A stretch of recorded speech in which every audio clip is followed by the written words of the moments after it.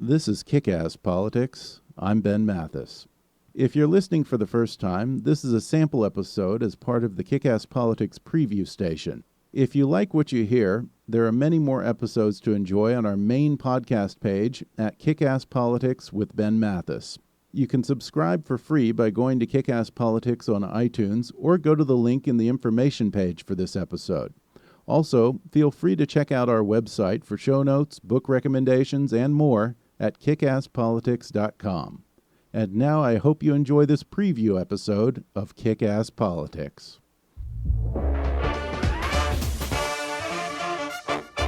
Today's podcast is brought to you by Audible. Audible has over 180,000 audiobooks available to download for your iPhone, Android, Kindle, or MP3 player.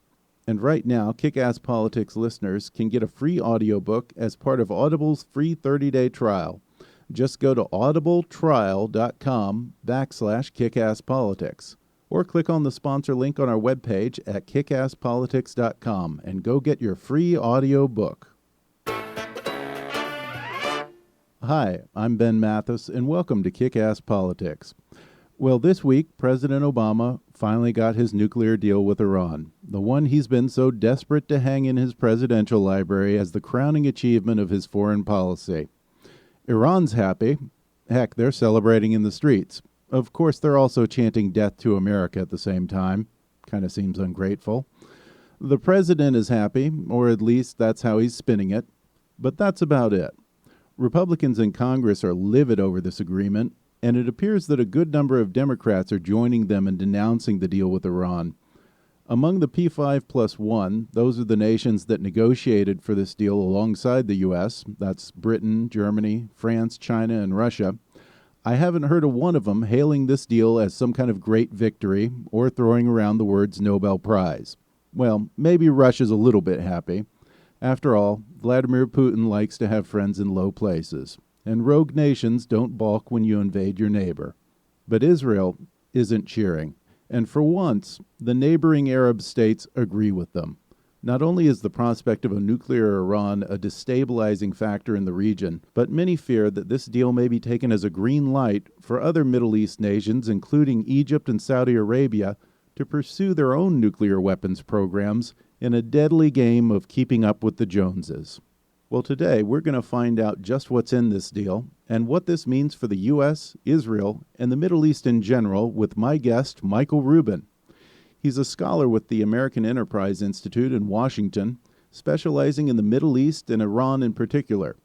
He served as an advisor to the Secretary of Defense on matters relating to Iran, and he even lived in post-revolutionary Iran for a while. He's written extensively on the subject of a nuclear Iran, including his most recent book, Dancing with the Devil: The Perils of Engaging Rogue Regimes. In just a moment, he's going to tell me whether the nuclear deal with Iran is a coup for the U.S. and our allies, or a complete disaster. You can probably guess which side he falls on. So stay tuned for that in just a moment.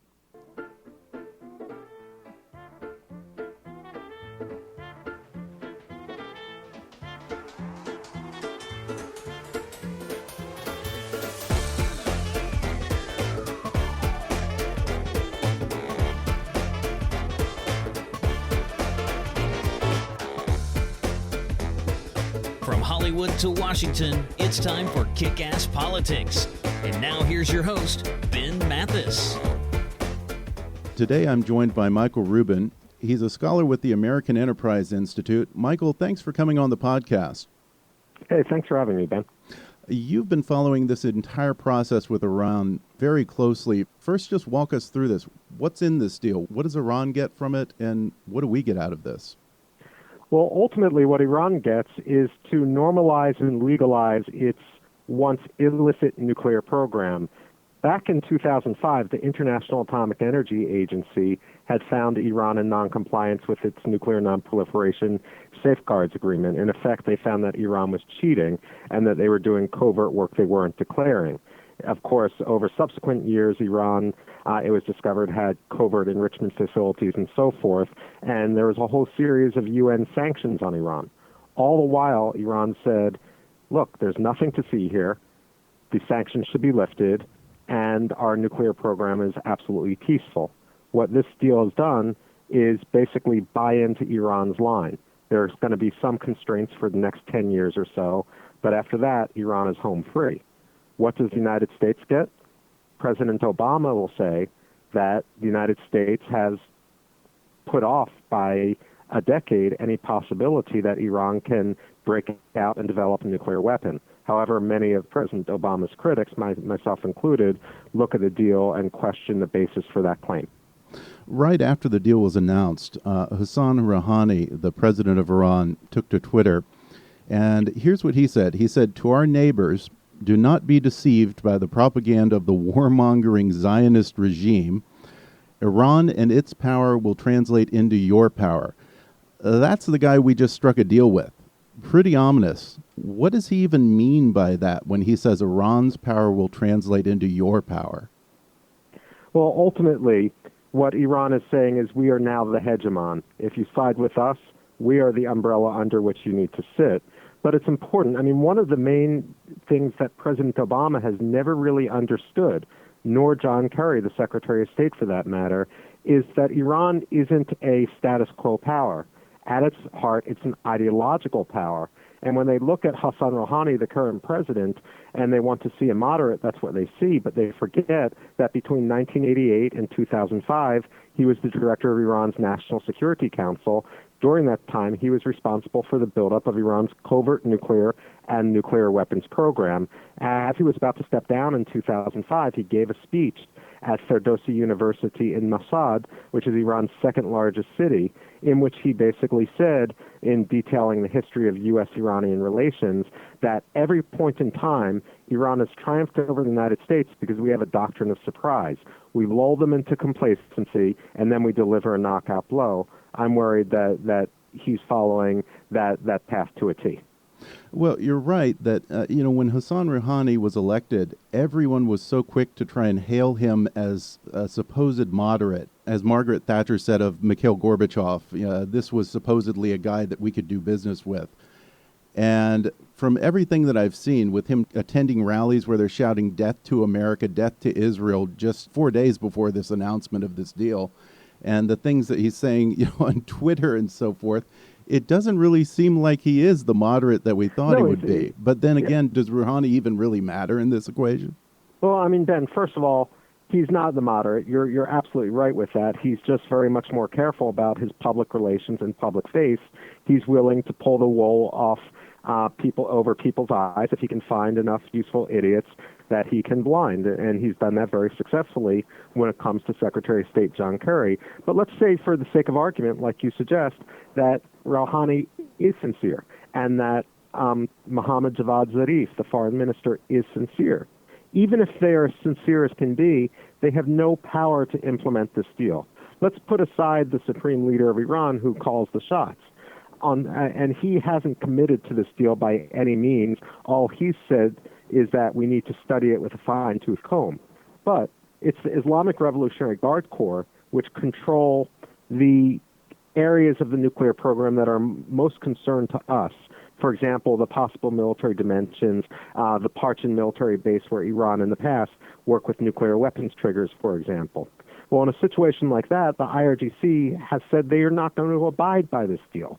And therefore, I mean, even after the deal was signed, the head of the Atomic Energy Organization of Iran said under no circumstances would any inspectors be allowed on military facilities. Basically, this is a deal that John Kerry wanted because he wanted in his hand a piece of paper that said he had a deal, but will achieve what he says? Absolutely not. The Iranians played him for a fool.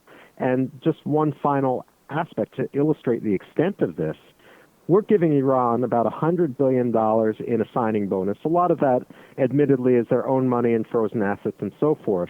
But that's equivalent to retroactively funding over 20 years of Iran's illicit covert nuclear and ballistic missile programs. And that's before they even really have to do anything at all. I'm wondering why our approach in these negotiations was so weak to begin with. When I heard stories being leaked out from the negotiations that the Iranian negotiator was screaming and yelling at John Kerry, to the point even that at one point, supposedly, they say Secret Service had to rush into the room because they thought that the Secretary of State of the United States was being assaulted. I mean, and I hear how the diplomats were essentially bullying and disrespecting the U.S. negotiators. I mean, the U.S., the most powerful country in the world, went into this from day one, pardon the expression, essentially acting as if we're Iran's bitch. I mean, do you have any insight into why we chose this weak approach? The way I look at it is it's almost as if we're playing poker and we were dealt a royal flush.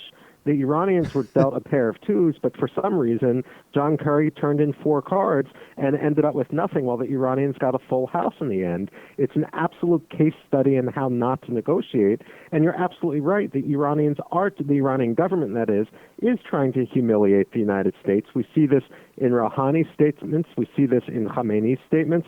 You know, when you look at what he says in Persian, for example, on the 30th anniversary of the seizure of the American embassy, he gave a speech in which he was mocking President Obama for constantly writing him letters begging him for things, and yet President Obama is just oblivious, putting away on the golf course.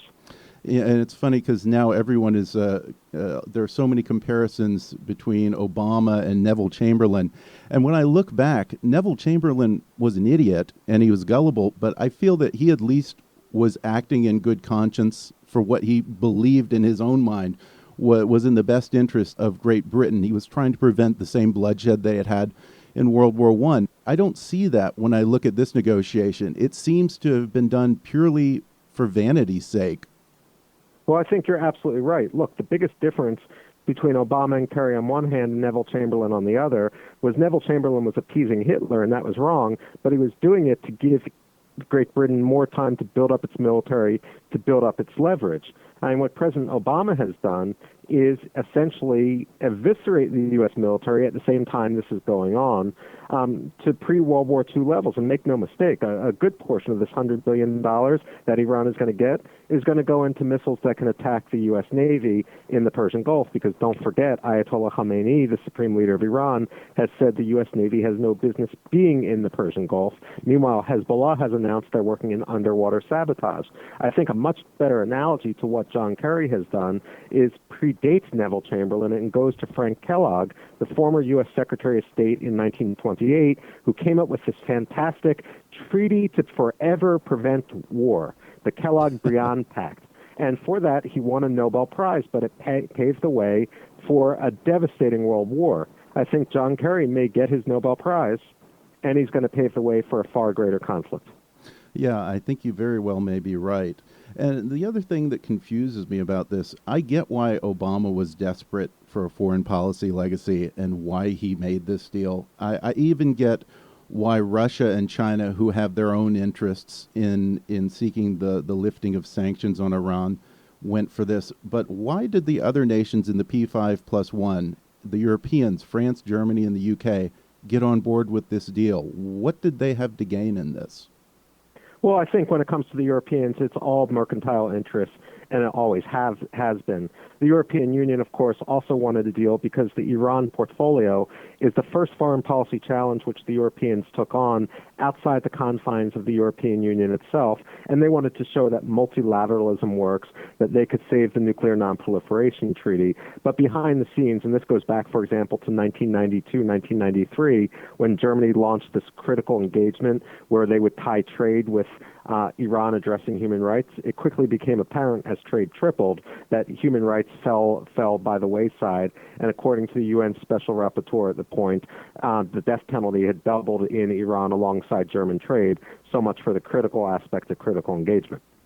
Well, yeah, it's strange to me, too, that Iran is already getting to enrich uranium and to pursue a nuclear program, supposedly for peaceful means. So why did we throw in all of these extra goodies, lifting sanctions on terrorists, basically, like Qasem Soleimani, the head of the Quds forces, and Ahmad Vahidi? That wasn't necessary. If this was about Iran's nuclear program, then why did we cave on all of these other points? Well, I think it's a testament to the lack of skill of American negotiators, number one. They got played, and what John Kerry never understood is the more you show desperation, the more the Iranians are going to take advantage of you. And ultimately, they concluded that Kerry and Obama wanted the deal much more than the Iranians wanted the deal, so they kept throwing on demands and getting them accepted until, frankly, they ran out of demands. I mean, think about it this way. Iran is holding 4 U.S. hostages, some of whom have been held for more than 7 years. And yet Iran's getting a $100 billion windfall, and we can't get our 4 Americans home. I mean, maybe if they had betrayed their country, then Obama would have released people from Guantanamo Bay on their behalf. But in this case, one is Saeed Abedini is in prison because he's a Christian. And Amir Hekmati is a former U.S. Marine, an Iranian-American who got Iran's permission before going and then ended up getting arrested anyway. I mean, ultimately, this is absolutely astounding, and no wonder President Obama at his press conference was so touchy on the subject, because he really has no defense. It's hard for me to understand our thinking in this process, because we not only caved on our big asks, but we even caved on our small asks. I mean, when it comes time for the Senate to look this over, and the metric which they should use is simply comparing what President Obama, Secretary of State John Kerry, and Wendy Sherman said a year or two ago versus what the state of the final deal is. For example, and President Obama, when he was speaking at Brookings, I think in December 2013, with relation to Fordo, this under-the-mountain nuclear facility, once covert, built near Qum, what President Obama said is he sees no reason why any peaceful nuclear program should need a facility like that, and that it wouldn't be in the final deal, and yet Iran gets to keep it in the final deal. And we have this time and time again. We're allowing Iran 5,000 to 6,000 centrifuges. What President Obama doesn't acknowledge is that Pakistan built not a nuclear bomb, but an arsenal of nuclear bombs with 3,000 of the same centrifuges. And this idea of anytime, anywhere inspections, it's actually going to take more than 24 days. That's like making the police get the suspect's signature on a search warrant, and then they have to wait 24 days before they can serve it. It's absolutely inane. Yeah, and it's funny. Any time in the past when we've gone into similar negotiations like this, say with Gaddafi a few years back under George Bush, we've always asked that they come clean about what they've been doing up to this point. If we don't even require Iran to come clean about its nuclear ambitions up to this point, and they've had an underground enrichment facility, which, I mean, let's be frank, why else would someone have a heavily defended facility under a mountain if they're not trying to enrich uranium for military purposes? And the leadership seems to continually talk out of the side of their mouth throughout this whole negotiation problem. In what way do we feel that we're negotiating with an honest broker here, or even a rational partner, when you look at some of the things they've said? Well, I don't understand how this administration thinks that it's being clever. Ultimately, Iran's actions talk more than its words regardless. And over the last few years, Iran has been responsible for the deaths of hundreds of Americans. They've killed hundreds of thousands of Syrians inside Syria. They're in Yemen and so forth. They're trying to destabilize Bahrain. They've been trying to destabilize Azerbaijan. They are an aggressive power. They do it not through direct invasion, but they do it through asymmetric warfare, and they speak openly about it. They used to have a line item in their budget for resistance, and they only took that out after it was used in various U.S. court cases to assign damages to the victims of Iranian-supported terrorism. But you brought up a great point, Ben, about verification and past countries coming clean. In 1991, South Africa decided to give up its military nuclear program. And in order for the International Atomic Energy Agency to certify that South Africa had come in from the cold, they required that South Africa come clean on the past 20 years of its activities so that the IAEA could certify that all materials were present and accounted for. That was the baseline. South Africa had a much simpler program, and they were cooperating. That's what the IAEA has said it needs for Iran, but in order to get the deal, John Kerry said, let's just trust Iran. I'll just ask you point blank, considering all of that, is this deal even worth the paper it's printed on? No, it's not worth the paper it's printed on, not at all. Although look, the paper it's printed on is worth more than $100 billion for the Islamic Republic of Iran, but what we're doing is unleashing a cascade of proliferation in the world's most insecure region, on top of which we're releasing tens of billions, more than $100 billion that Iran can use to flood this area with weaponry as well. I don't know how anyone thinks that any good can come of that. Yeah, that brings up an interesting point, too. In this deal, they lift supposedly $100 billion to potentially $150 billion in sanctions, and we didn't put anything in place as far as assurances that those funds won't go to terrorist organizations like Hamas, Hezbollah, and the Assad regime, who's largely been funded by Iran. Are we basically now endorsing and funding terrorism?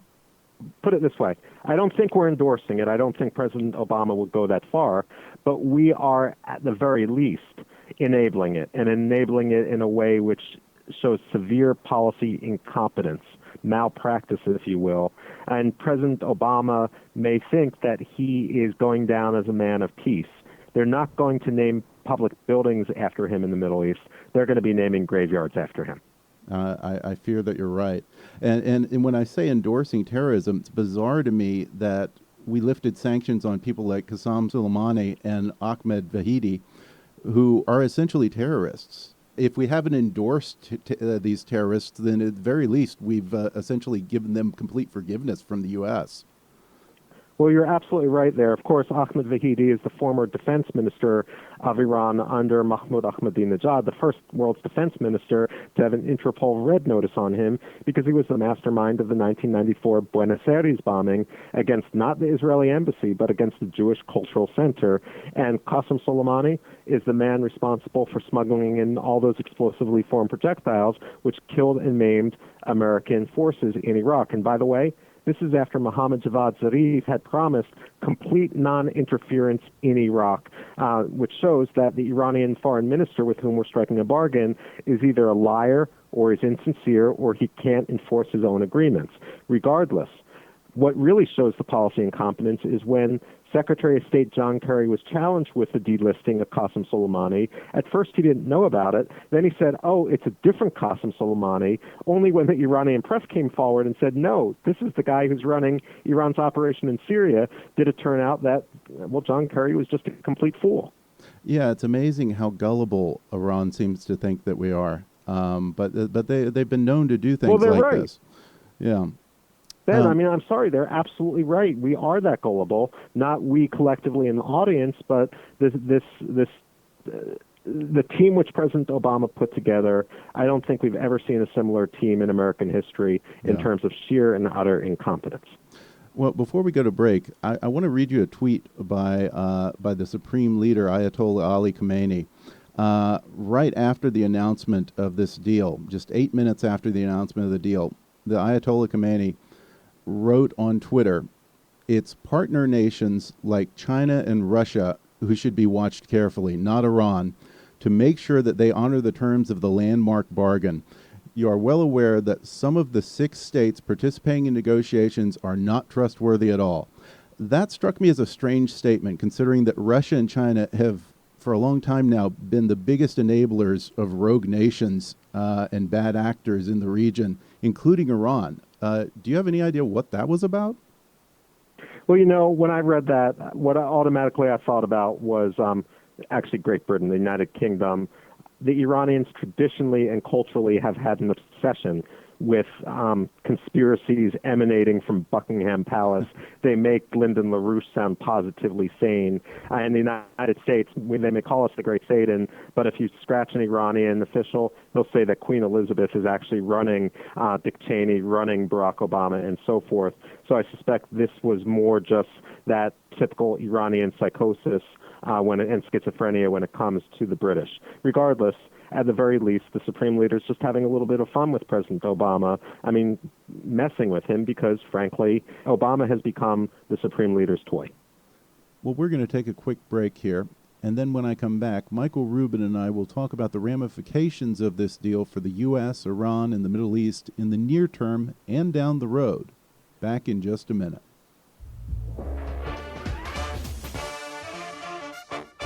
This portion of the podcast is sponsored by Fiverr. You've heard me rave about Fiverr before. That's Fiverr with 2 R's. Fiverr is the world's largest online marketplace for services with over 100 categories, all offered at a fixed base price of just $5.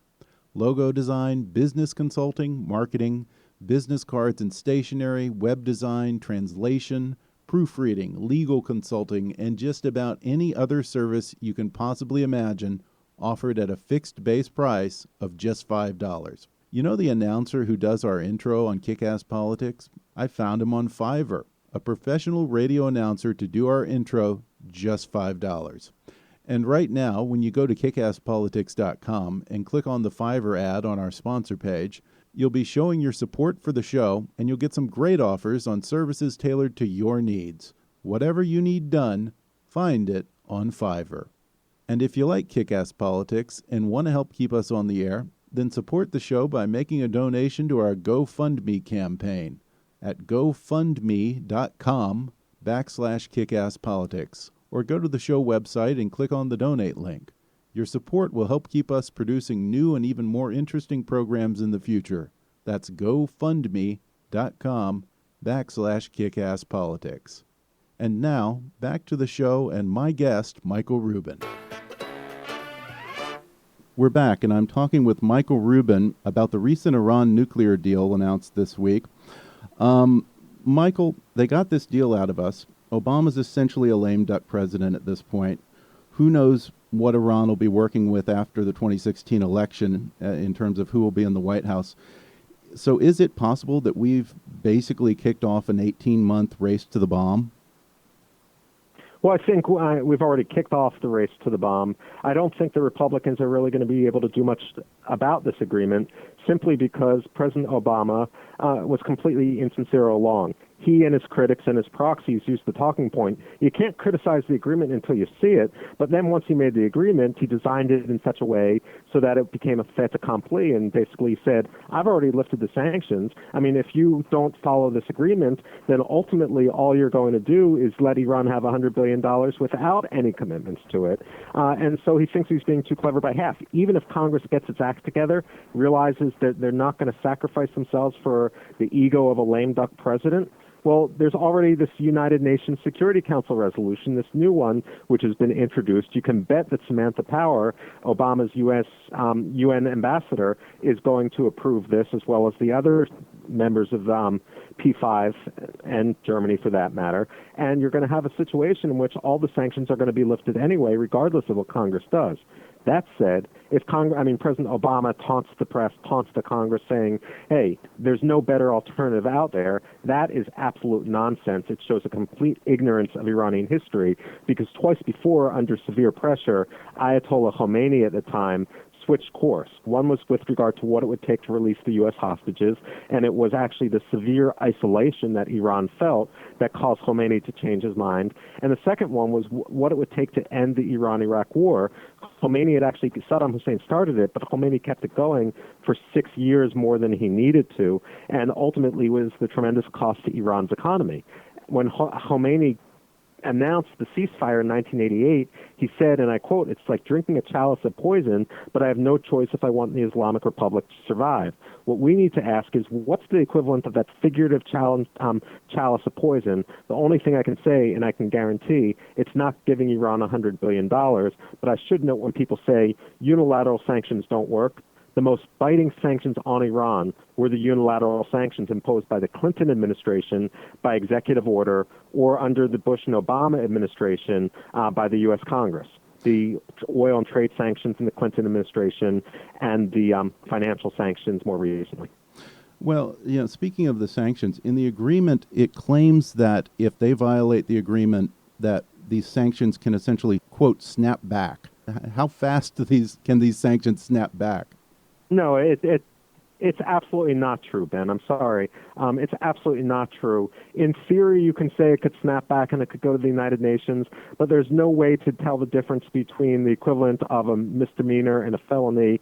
And in short, you have so many people in the White House and in the Kremlin, for that matter, that want this to succeed, that it's not going to get kicked back. And even if it does kick back, and this comes only after you go through a committee on which Iran sits, it's highly unlikely that you will have any snapback. And just to ensure that snapback becomes irrelevant, Iran's getting its $100 billion in advance. So what does it care? So then in a larger context, what does this mean for the region? Have we now put ourselves in a position where in the near future we're going to be going through this exact same process, not just with Iran, but potentially with a half dozen other countries in the Middle East? Well, ultimately, yes. I mean, I bet you as soon as that deal was announced, that you had the Saudis on the phone with the Pakistanis purchasing their own weaponry. What we've done, in effect, is not only politicize foreign policy in the U.S. context in a way that it's going to be hard to come back from. We've convinced our allies that they can't trust us, and that's not just in the region. That involves South Korea and Japan vis-a-vis North Korea and so forth.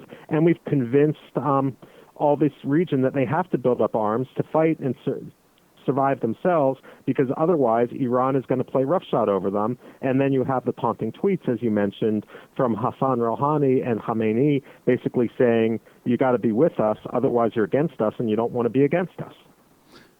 And now that we've essentially set off a nuclear arms race in the Middle East, who do you think is going to be next to pursue a military nuclear weapons program? Well, I think it's going to go in order: Saudi Arabia, Egypt, and Turkey. Before we go, the last thing I want to ask you, everyone talks a lot about breakout time, and supposedly this deal was going to extend the breakout time, the time that it takes for Iran to have a fully functioning nuclear weapon, from 2 or 3 months to a year. In your opinion, what was the breakout time for Iran before this deal, and what is the breakout time for a nuclear weapon now? Well, I mean, after saying it had been a year for so long, finally Kerry and Obama came out and said it had fallen to 3 months beforehand under their stewardship. What this deal does is bring that breakout time, according to the administration, to a year, but that's assuming, A, that Iran doesn't have any covert program, and it's never not had a covert program, and 2, that it even wants to break out, because if they just hold their horses, rather than build one crude nuclear bomb, they can have an arsenal of the most advanced nuclear weaponry in a matter of years without violating the deal.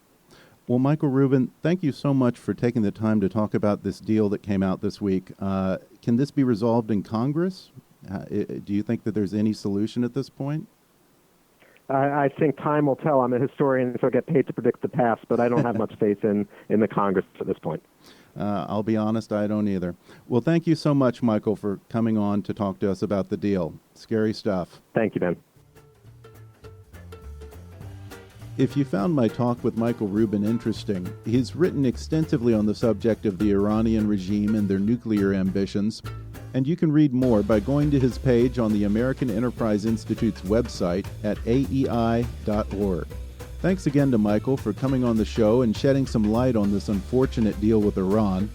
On the bright side, until this week, I didn't realize that the leadership in Iran were such big fans of social media. As it turns out, Iran's President Rouhani and the Supreme Leader are basically 16-year-old high school girls. And they love to go on Twitter and talk trash about their new buddy, America. So if you want to have some fun with them, then get creative and come up with a clever hashtag to show your opposition to the nuclear deal with Iran. And while you're at it, be sure to tag us on Twitter when you do so. Our Twitter handle is @KAPolitics. So have fun with that, folks, and the winner of the best hashtag will have a fatwa declared against them by the Iranian Supreme Leader Ali Khamenei. I hope you'll subscribe to the podcast on iTunes so you can automatically get new episodes as they become available. And while you're there, I'd appreciate it if you left us a review. That helps a lot with the show's rankings on iTunes. And if you like Kick-Ass Politics and want to help keep us on the air, then please support the show by making a donation to our GoFundMe campaign at gofundme.com/kickasspolitics, or go to the show website and click on the donate link. Your support will help keep us going and will be greatly appreciated. As always, I welcome your comments, questions, and suggestions at comments@kickasspolitics.com, or leave a voicemail on the toll-free listener hotline at 844-KA-POLITICS. In the next episode, we'll stay on this subject when we talk about the nuclear deal with Iran as it relates to Israel with my guest, Danny Ayalon. He's the former Israeli ambassador to the U.S., and he served as deputy foreign minister under the current Prime Minister Benjamin Netanyahu. He'll discuss what this deal means for Israel. I'll give you a hint, it's not good. Plus, we'll also talk about the frosty relationship between the Israeli Prime Minister and President Obama, and what Netanyahu's next move may be in response to a nuclear Iran.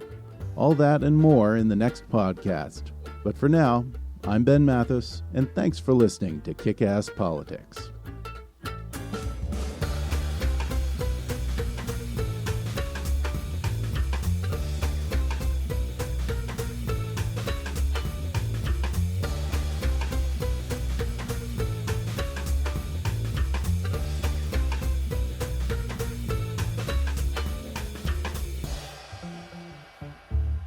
Kick-Ass Politics is a trademark of Mathis Entertainment, Inc.